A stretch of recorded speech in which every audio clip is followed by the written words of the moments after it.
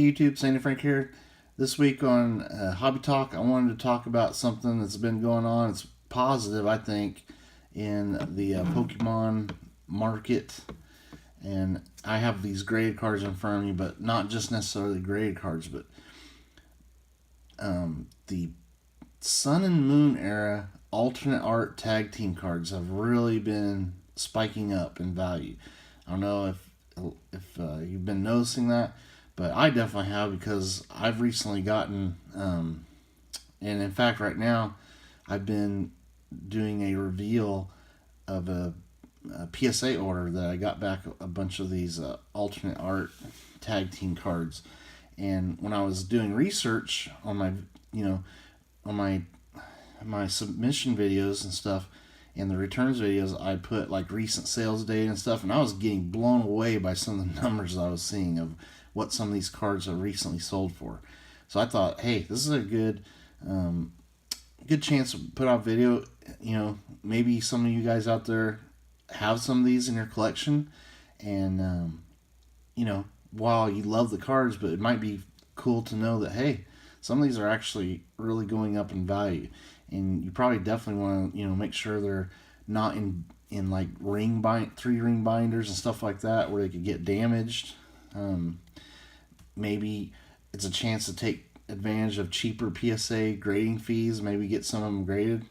Anyway, or do what you want. But it's really cool, and it's exciting when something that you actually dug, like I really enjoyed these when they were coming out, and tried to pick up. I wanted at least one of each of the alternate art tag team cards, and for that to kind of pay off, where it's actually now kind of becoming more valuable. And I was glad I graded these. Like all these up here, I actually got super lucky to get PSA 10s on those. But really cool. They're really fun to collect, and you can still, they're from 2019 is when these tag team cards came out. You can still find, pretty good condition ones on eBay here and there, raw. Sometimes people will say they were just pack pulled. Some of those boxes are getting pretty expensive, but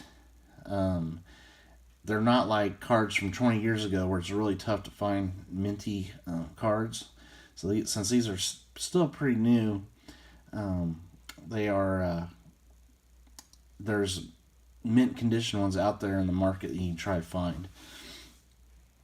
So I don't like giving away secrets or anything, but not many people watch these videos, so it's a little insider for people to watch the channel. But yeah, these cards there's tons of these cards. This is just 5 of them that I just picked out, but they are doing lots of interesting things in the market. And I think a lot of it, back when these came out, they were really interesting and super tough to pull and collectible. But in the Sword and Shield era, I think that's when the alt art cards really started to become, wider collected. And I think it's kind of like chaining back to these older alt arts where now they're being sought after, so their prices are going up. But I'm a huge fan of alt arts, whether it be Sword and Shield era or the Sun and Moon era. I think they're really cool. And another thing is, I think just the fact that they're so unique. These tag team cards only came out 1 year, and they were some really neat sets. Plus, they're kind of the only tag team cards that ever came out, and they only came out that 1 year. And there was also like rainbow rares. Now, I think the rainbow rares were even tougher to pull than the alt arts, but they have not really spiked up big right now, but they are going up. But this might be a good time to pick up stuff like these rainbow hyper rares. I know a lot of people are getting tired of rainbow rares, but these actually look a little bit cooler, I think, than the Sword and Shield era rainbow rares, and they are much tougher to pull.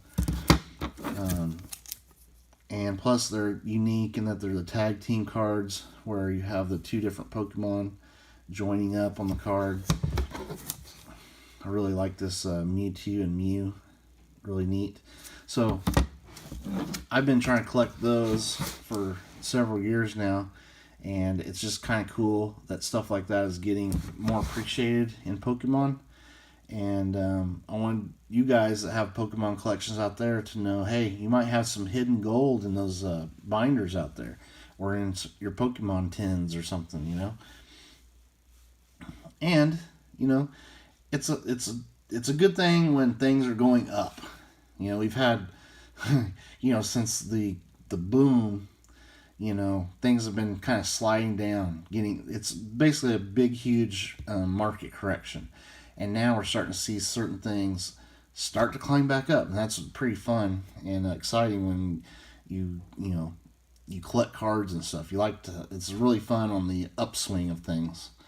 So that is one of the things that's definitely exciting about Pokemon.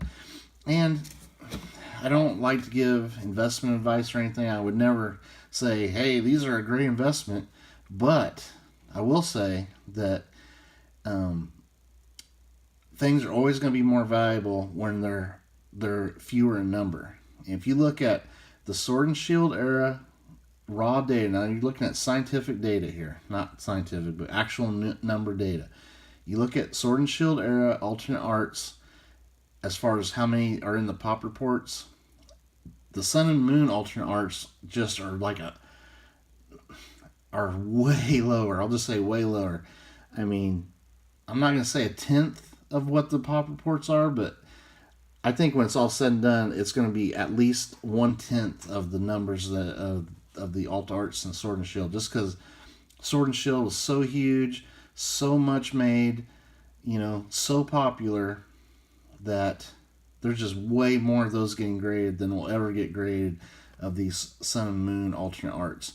And these are great cards, beautiful cards. So at least you can think if there is another, you know, there's always going to be ups and downs in markets.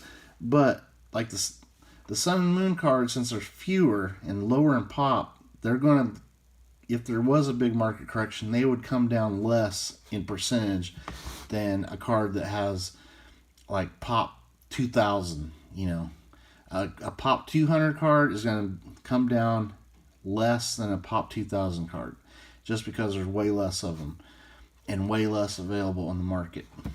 And then when you look at the rainbow rares of these tag team cards, I mean, they're even way less pop in the pop reports than even the alternate art Sun and Moon cards. So definitely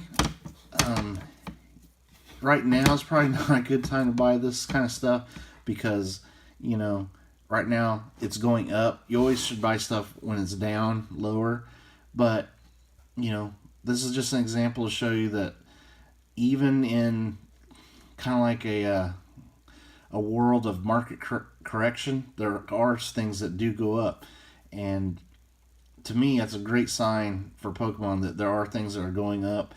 And, you know, not everything is, you know, going down and bubble bursting, blah, blah, blah, negativity. So I just wanted to share that.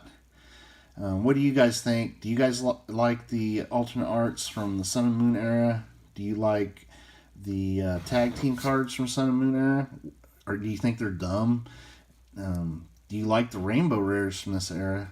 You know, still a little cheesy, but not. I think they're a little bit nicer looking than the Sword and Shield rainbow rares, which I think everybody's pretty much tired of.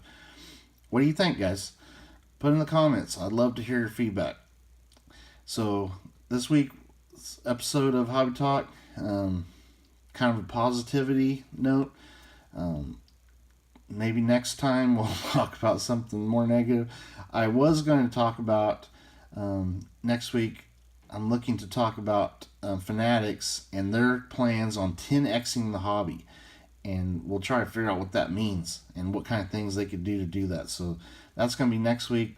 I kind of forgot about it on last week's episode, talking about all the big Fanatics announcements, so I wanted to mention that was the other thing I wanted to talk about, and we're just going to talk about it next week. All right, thank you for watching. Oh, unless something else huge happens in the card collecting world, which I'll just have to talk about that instead.